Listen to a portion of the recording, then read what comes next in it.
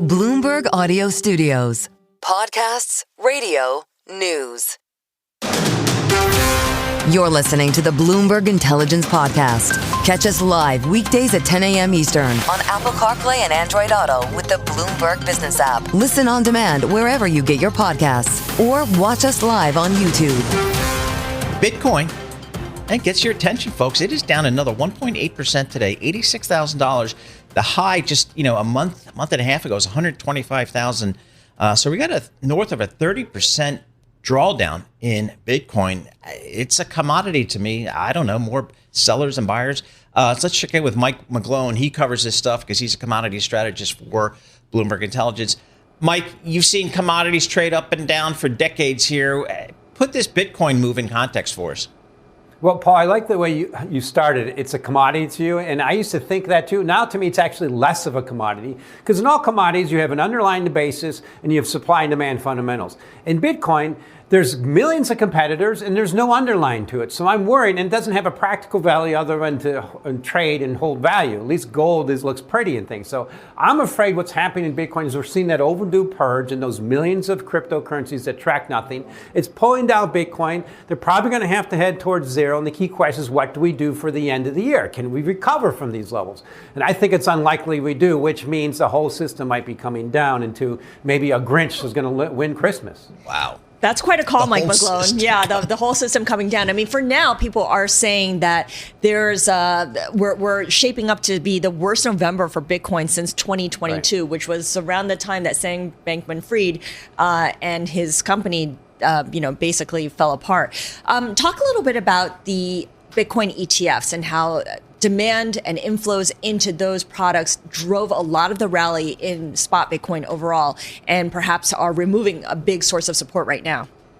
Well, I'm glad you went there, Scarlet, because my primary goal the last few years when we launched the Bloomberg Galaxy Crypto Index, the idea was eventually for the whole space to be tracked widely by ETFs, including that index. And once we got there, I figured to put in a plateau. Now, we've gotten there, and I think it's a plateau. So basically, we've gone from the geeks and the insiders who made a lot of money, pushing it over to retail in the big picture, people who want to catch up and chase the performance. And they're finding out it's poor performance, near a peak. They're piling on to the biggest ETFs ever. It's classic peak bubble. So if you want a bubble in all markets, it starts with cryptos. Maybe not equities, but it's as bad as it was for .com bubble in 1999. Now the whole thing is going back downward.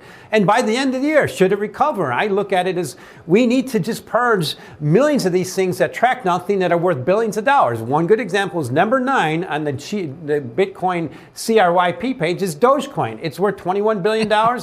It tracks nothing. It was launched as a joke. Wow. So we had Eric Balchunas on just earlier, and he said most of the ETF buyers are still in it. They haven't sold. About 5 or 6% have sold or seen outflows out of the ETF. So the ETF flows are kind of hanging in there at this point. So we'll have to see. Do we know who is selling, Mike? Yeah, well, certainly some of the OGs. People have been in for a long time. Once they heard that Trump was so involved, they wanted to get out. But Eric has been on top of this. He nailed it at the very beginning with the launching the ETFs. The problem is, I hear the average price for all ETFs since they've been launched for Bitcoin is around $89,000. We're below that. So we're getting below there. And also, they've got double the volatility of what they left. They left the stock market to get better performance. They're getting worse. This is classic peak stuff, Paul. I'm worried that I'm worried about that Grinch effect into the end of the year when everybody expects, Santa Claus is going to come, but Grinch shows up. Okay, maybe, Mike, but the president and his family are very much invested in Bitcoin, in the crypto industry at large. Is there not a Trump put here? Well, that's a key thing. What are they going to do to make a difference? Strategic Bitcoin reserve, though, that was floated last year, didn't work out. We have the president's son calling for it to go much higher. In the future, we might have laws against those kind of things because there's a vested interest. I don't know how it's going to work out, but it was that Faustian bargain. I'm worried about that just imploding now. And the key question is, what stops it? What are they going to do to make it change? The bottom line is there's so many millions of these things that are just pie in the sky speculative digital assets. They just need to purge, and then we'll go back. And I'm afraid that means Bitcoin's first stop on this move is really towards 50,000. It's got to really end the year up on the year to show anything other than that. I'm afraid 50,000 is the next key level, which means dominoes tumble. And the question is, what can they do to make a difference? Maybe get the Fed to ease, which means more inflation, which means they're not going to get elected. Right. Well, all of that, the macro headwinds are the same as for any other asset class, I guess, in many ways. Yes. Mike McGlone, Bloomberg Intelligence, senior commodity strategist, joining us on Bitcoin. Stay with us. More from Bloomberg Intelligence coming up after this. You're listening to the Bloomberg Intelligence Podcast. Catch us live weekdays at 10 a.m. Eastern on Apple CarPlay and Android Auto with the Bloomberg Business app. Listen on demand wherever you get your podcasts or watch us live on YouTube. Let's talk to Sam Fazeli because it's Monday, and that's what we do. We talk healthcare. When you want to talk healthcare, talk to Sam Fazeli. He's over there in London, I think. I haven't checked if he's badged. I mean, who the heck knows with these people over there in London. But he's the best there is out there, folks, on global healthcare, and we appreciate getting a few minutes of his time. Sam, this obesity story is become the story for your world. I mean, it's almost like forget about some of these other issues you guys have been dealing with, whether about, other diseases and therapeutics and so on. It's all about obesity drugs. Talk to us about Novo Nordisk, stock taking it on the chin here. Yeah, hi, Paul. And just for the actuality, I'm in France at the minute. So, see, told you. But only another 12 hours. Okay. So. Now, today's news from Novo Nordisk is not about obesity. It's about a drug, semaglutide, in a pill form that they've tested in Alzheimer's disease. And the theory was, and there was some evidence that people who were taking the very first version of the GLP-1 drug, so Victoza, or liraglutide, they had a lower risk of developing Alzheimer's when you looked at historic or retrospective data. And there's animal models, etc. So they thought, well, it's worth a try. And it didn't work out. They said that they're seeing some impacts in some biomarkers, etc. And we'll find out next week what biomarkers, but the trial didn't work out. And the question here is, was the theory wrong, or is the drug not good enough? Is the pill enough? And we know the pill doesn't do as well in obesity as the injection. Should they have tested the injection? That's a good question. And you mentioned that the ingredient here that we're paying attention to is semaglutide, which I hope I'm pronouncing correctly there. Does that mean that this ingredient and Alzheimer's are just a no-go from here on out, or does there need to be more testing before we can determine that? Yeah, there needs to be more testing, but who's going to do that?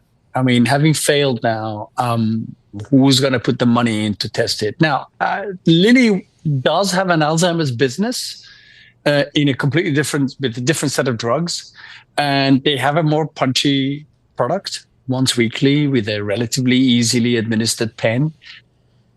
That would be interesting to see whether that helps. And, so that you get much more drug in the body, or maybe redesign it a bit. So it really does depend on how much appetite for risk these companies have. And Lilly now, with a literally just over $1 trillion market cap, maybe they should give it a go. It would be magic if it literally would be magic if this thing just helped so many different diseases. Sam, talk to us about just the market for dementia. Alzheimer's is one part of it. I would think that's A, it's a big market, and B, it's got to be a growing market with people living longer. How do you guys think about it, and how do you play it if you're an investor? Yeah, it is a significant societal issue, number one.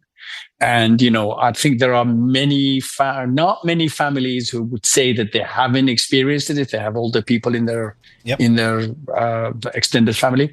So the market has humongous potential, but you need drugs that actually treat the disease. Remember, by the time you have Alzheimer's, i.e., a full-blown dementia of the Alzheimer type or other types, it's a bit late. That means there's a lot that's already happened. So you need to go early. And early means long, expensive trials. And Lilly is doing that with their assets. So fingers crossed, we'll find out in the next 2 or 3 years where they're going early with these assets. Roche is doing it too. It would be a beneficial. Right. I mean, the tests with the pill form of Ozempic was definitely a lottery ticket. If it worked, great. If not, we're back to the drawing board. Exactly. Are there any effective treatments right now against dementia or Alzheimer's? Well, by effective, I mean, it's tough to say, but there are drugs that lower this thing that is viewed as a critical part of the Alzheimer's disease, which is amyloid plaques in your brain. They do lower it. Lilly's got that drug. Biogen's got an equivalent drug. Roche is trying a similar approach. And you do slow down the degeneration. You don't stop it, you slow it down. So what we really want is to stop people getting to that degeneration. Try and get them before they have full-blown Alzheimer's or dementia, so that's called mild cognitive impairment. Try and slow that down to give them another 10, 12, 20 years of dignified life. So where do you think we are on a time frame for something like that, Sam? Is that measured in a couple of years or more than that? Well, so Lilly is literally trying that, and we'll find out whether, and they have the better drug in this space. So we'll find out whether in the next 2 or 3 years. Remember, these things are trials that need to be run until you start seeing a difference. They get that to that point, and of course, then society has to decide, well, how are we going to pay for this? How many people? Because there's a large market, right? How many people are we going to want to treat with the prices of these drugs, whatever they are, even if it's $10,000 a year, right? And they are on their way to becoming worse, and we want to slow that down. You have 10 million people. I mean, this could be similar in terms of value to the obesity market, but you need the drug to do that. So let's wait and see. And Roche has got a new way of trying to do it, and they're going to go again also into phase 3 to test that out. All right, Sam, thanks so much for joining us. Always appreciate getting a few minutes of your time. Sam Fazeli, Director of Research for Global Industries and Senior Pharmaceuticals Analyst at Bloomberg Intelligence. Stay with us. More from Bloomberg Intelligence coming up after this. You're listening to the Bloomberg Intelligence Podcast. Catch us live weekdays at 10 a.m. Eastern on Apple CarPlay and Android Auto with the Bloomberg Business app. Listen on demand wherever you get your podcasts or watch us live on YouTube. Scarlet, one of the, I think the questions we get, or maybe discussion points we have over the last month or so, month and a half, has been, is this a bubble? Is this an AI bubble? And I don't know, but I mean, the people who are supposed to know about this fact. After the fact, exactly right. So, but somebody who's supposed to talk about it like present tense is Michael Casper, Senior U.S. Equity Strategist for Bloomberg Intelligence. So, Michael, I know you're having these conversations with your clients here. What are you saying? Bubble, no bubble, as it relates to AI? Yeah, pretty much all the signposts for a bubble that we have identified so far are pointing towards no bubble, right? Okay. So if you look at the valuation picture of, say, the Mag 7, so the hottest stocks today versus the hottest stocks in 2000, we're talking they're trading at about half the multiple Microsoft, Cisco, Intel, and Dell, the four horsemen of the internet bubble, were trading at back at the top in 2000. And in fact, the Mag 7's multiple has come down since 2021. So they're growing into their multiple. And you've obviously got a ton of fundamental support here. Earnings running well faster than normal at the end of these melt-up periods. So it's really pointing towards no bubble at the moment. Okay, that might be the case for the Mag 7, for the companies at the heart of the whole AI revolution. But what about the ones that are kind of on the periphery, on the side, and the profitless tech companies that we talk about that are getting wrapped up in everything? Yeah, so it's actually interesting you bring up profitless tech. My colleague in BI, Bree Doherty, she does thematics for us. She has a thematics AI universe, and we've actually scanned that entire universe. And we're talking large caps, small caps, micro caps. There's 3 companies in there that are unprofitable in the entire AI universe of nearly 50 companies. So there's really not a lot of unprofitability, especially within the core AI themes. And that's another just feather in the cap for this not being a bubble. How about the big tech companies using debt to fund a lot of this? Question. Does that get raised the radar at all? Yeah, so it's interesting that they might start dipping into debt markets. That was something that I read this morning on the terminal, actually. But so far, if you look at leverage ratios, right, so total debt to market cap or total debt to EBITDA, those are actually significantly lower than where they were in 2000. And we've frankly been delevering pretty consistently throughout the post-Great Financial Crisis period. So leverage is actually below norms for the S&P 500. For the Russell 2000s, it's pretty much closer to norms. So I'm not that worried about debt financing yet, right? So there's plenty of room for companies to take on debt here. Why are investors still so worried then? Why are they convinced that this is not sustainable? Yeah, I think it's a bit of a paranoia, right? We've gone up very far, very fast. And we did look at some previous melt-ups. So we're talking the end of the lead up to the Great Depression cycle, the internet bubble. Those are the classic melt-ups. Our returns have been pretty fast, but they're still falling well short of that. So I think investors are a little bit worried that the returns have been so violent and so quick. And that's adding to a little bit of worry. And of course, worry is a good thing, right? So bubbles usually happen when nobody's worried about them. I like to think about 2000, and people always talk about, my taxi driver was telling me about some internet stock. We're just really not having that right now. There's still plenty of worry in the system, and that's a good thing for a bull market. Earnings pretty much done with the third quarter here. Are they enough to support this marketplace, do you think? Yeah, I think earnings were phenomenal, right? There were some obviously bumps in the road on a company by company basis, but again, we pretty much doubled the pace of what consensus expectations were. If you look at 2026 expectations, those are holding pretty firm. We're looking at about 13% earnings growth for the year ahead. Again, comparing that to previous bubbles even, that's significantly higher than what we saw at the end. Bubbles are driven by FOMO, not fundamentals. And certainly consensus expectations are strong. And they're actually even strengthening in the Russell 2000, which has been an unloved group for quite some time. So things on the fundamental side looking pretty decent here. What about on the technical side? I keep reading about how the S&P 500 is still below its 50-day moving average, its short-term trend line, and it briefly fell below the 100-day moving average on Thursday. And because we are not going to get any fundamental data on the economy until after the FOMC decision, earnings season is over, there aren't a whole lot of catalysts from here on out until maybe next year. Yeah, so one catalyst I'm looking at pretty intently is going to be the holiday spend, right? Like if that comes in a little bit better than we expect, that could be another catalyst for stocks. But certainly you mentioned the FOMC decision.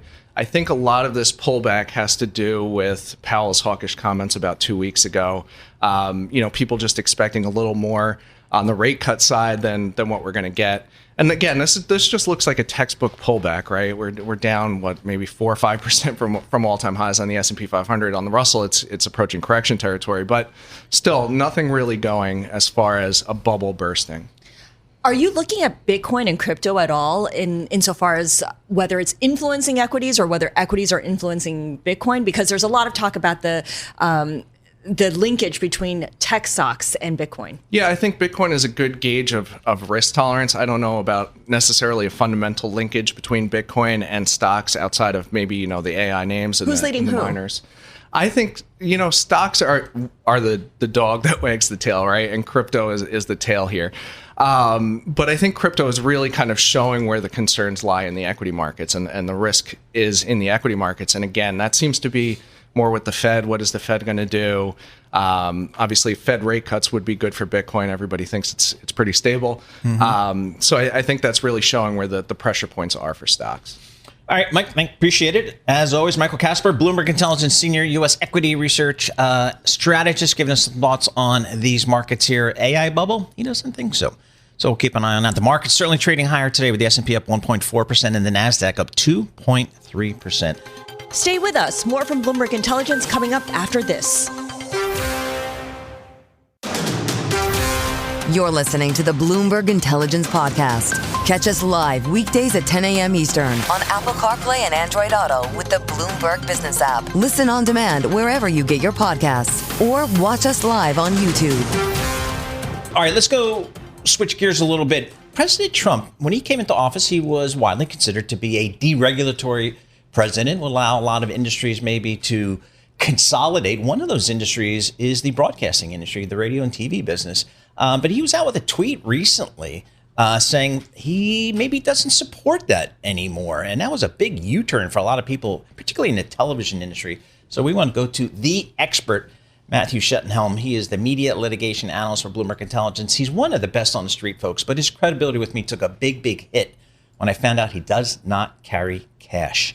And for an old banker like me who's got a wad of cash in his pocket all the time, that was a problem. But people using credit cards, and therefore he's out. He's just the younger generation. They don't have cash. They just don't do the cash thing. Hey, Matt, how much of a surprise was it that President Trump tweets out that maybe he's not behind consolidation in the TV industry? You're never going to let me live that one down, Paul. So it's a moderate surprise. So it's not a complete surprise because Newsmax has participated before the FCC and has been one of the few voices that said, "Don't do this. Don't deregulate this space." And what you really see here is President Trump latching on to an article written on Newsmax's platform opposing the easing of this national ownership cap. What's in play here is that there's current FCC regulation says no company can reach more than 39% of U.S. households, and companies like Nexstar and Sinclair want to go way beyond 39%. In fact, Nexstar has a pending deal before the FCC. They just filed their application on Thursday or Friday last week to acquire Tegna that would take them to 70-80% of the country. And it depends on the FCC deregulating in this space. So Trump latching on to Newsmax's opposition because he's concerned about the TV networks growing larger is a concern. It's a real risk. I'm not convinced yet that it's going to lead to real FCC policy. I think this FCC wants to deregulate in this space, and I think there's going to be a pushback against Trump's view on this. Okay, so the FCC is headed by Brendan Carr, who's been very active in making sure that he's out there doing the president's bidding. Are you saying that Brendan Carr is going to defy President Trump? Yeah, so that's the big question here. The FCC used to operate as an independent agency, meaning even if the president had a view on something, the FCC could chart its own course. That's not going to work anymore. The way this FCC is operating, if the president takes a firm view on something, the FCC is not going to defy it, because effectively the president can fire the FCC chairman then, and there's no future job prospect if you defy the president. What I'm not convinced about is this was one social media post from President Trump, and talking about concerns about letting the broadcast networks, ABC, CBS, Fox, get bigger. What I think there could be now in back channels is some education from the FCC to the White House that says, hey, easing the national ownership cap, it would let Sinclair, Nexstar get bigger probably, but it doesn't necessarily mean the broadcast networks will get bigger. There's still an independent check on that, even if we ease this cap. So ultimately, if Trump is against this, the FCC is not going ahead with it, in my view. But I think there's still room for Trump's position to evolve on this. So, the reality is, this is an industry, the broadcast television industry, that is arguably on life support vis-a-vis, forget about cable television, which itself is on life support. They survived that onslaught. Now it's just all about digital and social media. And I would think the industry would have an effective argument, not just to the DOJ, but to the president as well. Absolutely. That's the case that the National Association of Broadcasters has made to the FCC, that these ownership restrictions, which come from the 1970s or even earlier than that, really make no sense in the world we live in today, where so much video that is consumed doesn't come from broadcast. It comes over the internet. And there are no artificial caps on how much those companies can reach. And broadcasters are left to try to fight with one hand tied behind their back with these ancient FCC rules on the books. And the Republicans at the FCC, Brendan Carr included, strongly agree with that message. And so it's going to be, I think, a little bit of a communication effort that needs to happen between the FCC and the White House and the real question will be, how does that play out? Does Trump's social media post actually translate to real policy? I'm not convinced that it will yet. All right, Matt, appreciate it as always. Matt Chettenhelm, he's a media litigation analyst, Bloomberg Intelligence. He's based down there in D.C. This is the Bloomberg Intelligence Podcast, available on Apple, Spotify, and anywhere else you get your podcasts. Listen live each weekday, 10 a.m. to noon Eastern on Bloomberg.com, the iHeartRadio app, TuneIn, and the Bloomberg Business app. You can also watch us live every weekday on YouTube and always on the Bloomberg Terminal.